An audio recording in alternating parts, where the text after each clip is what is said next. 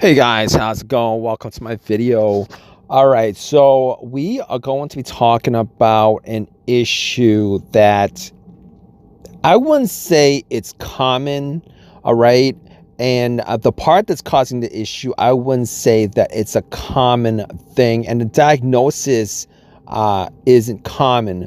But if you guys are trying to diagnose this issue and you guys have exhausted everything, then you might just want to look at this particular part to see the troubleshoot, to see whether it'll fix your problem, because you essentially have gone through every single step, virtually every single part, to figure out what the problem is, and none of these parts are causing the crank no start issue.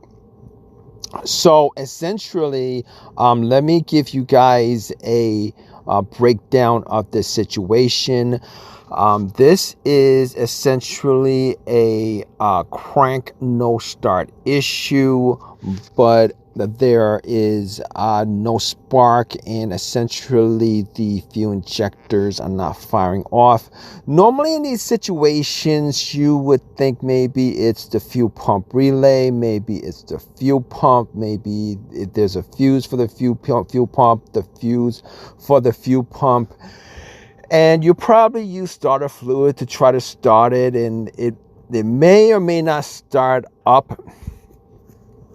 It may or may not start up, but you've essentially gone through diagnosing it's not the fuel pump, it's not the fuel pump relay. You probably went through all the fuses and diagnosed that it's none of the fuses, because none of the fuses are blown. Then obviously, if you've gone and diagnosed all those things, you probably figured out that it's not the battery, because the battery are all charged up. It's not the crank shaft or the camshaft position sensor.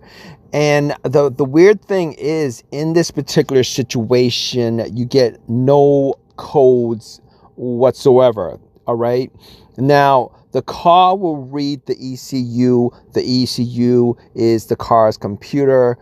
Okay, you put an OBD2 in, it scans it all the way through, yet you get no codes whatsoever. You probably think to yourself, you know what? It scanned all the way through. The ECU reads, the OBD2 reads the ECU. It scans all the way through. You have no codes. And you've probably exhausted every single possible thing that you can think of. You could probably test out the security system to see maybe it's the security system that's keeping the car from running. It'll crank, but it won't start up. It won't run. It could be the key fob battery is dead, but you probably exhausted all those different avenues. And then other things that you could possibly think of is, well, maybe it's the ignition cylinder. Maybe if you have a push start, it's the push start. You're going through all the normal diagnosing and troubleshooting, and then you've gone further outside of normal troubleshooting. You're absolutely going through specific components that could cause this issue, but you're finding out that none of those things are causing that issue. Mass airflow sensor, the throttle position body, throttle position sensor, dirty throttle position, whatever it is that you guys went through down the list and could not figure out what the problem is after, and you guys would thoroughly in this situation would have to go down the whole entire list to check off the list. And if you guys exhausted all those avenues and find out that none of those things are actually causing this crank no start issue. If you guys are in this situation, and this is not normally a normal situation, you guys are in this situation, here's what you guys should look at.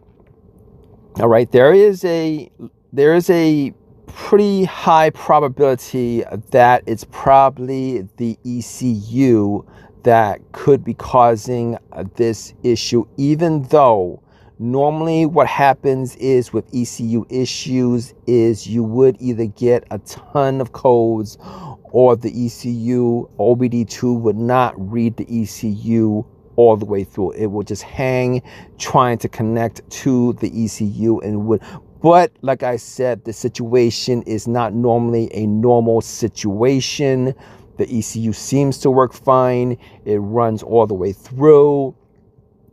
Now, you guys could possibly check for ground wires that are rusted, ground wires that are disconnected because it rusted off. The frame or whatever, there's rust, corrosion, etc., etc. But there's a large chance that your ECU could be corrupted. If not corrupted, is broken, has issues, etc., etc. And in many of these cases, you could get another ECU, fairly inexpensive. Some of them you would need to reprogram. Well, these days, a lot of times you might need to, there's a high probability you need to reprogram the ECU by putting it in, but most of the time they're not expensive to get as far as swapping it out is concerned. But if you guys have this issue, it might be the ECU, and you might have to go that route, especially if you guys have figured out that it's not the fuel injectors causing it. It's not the fuel pump. It's not the fuel pump relay. It's not the crankshaft, camshaft. None of those things. All right. But in this case, you guys might be getting this no spark, the injectors aren't firing up. Situations like that could be a whole host of things.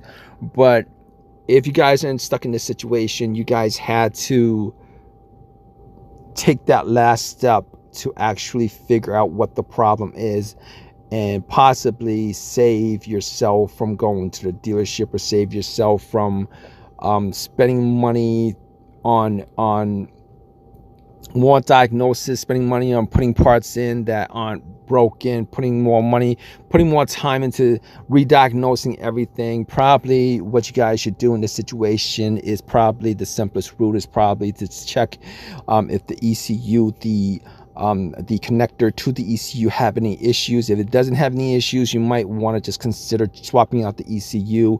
It might just fix your problem with this kind of issue, which is in many cases very rare. However, if you guys have any of your own personal experiences with this, definitely leave a comment in the comments section. It might help somebody else out. It might help the whole troubleshooting process with your situation, everybody else's situation. Leave a comment either way. Subscribe, give me a thumbs up, all that good stuff. Appreciate you guys. All right, take care.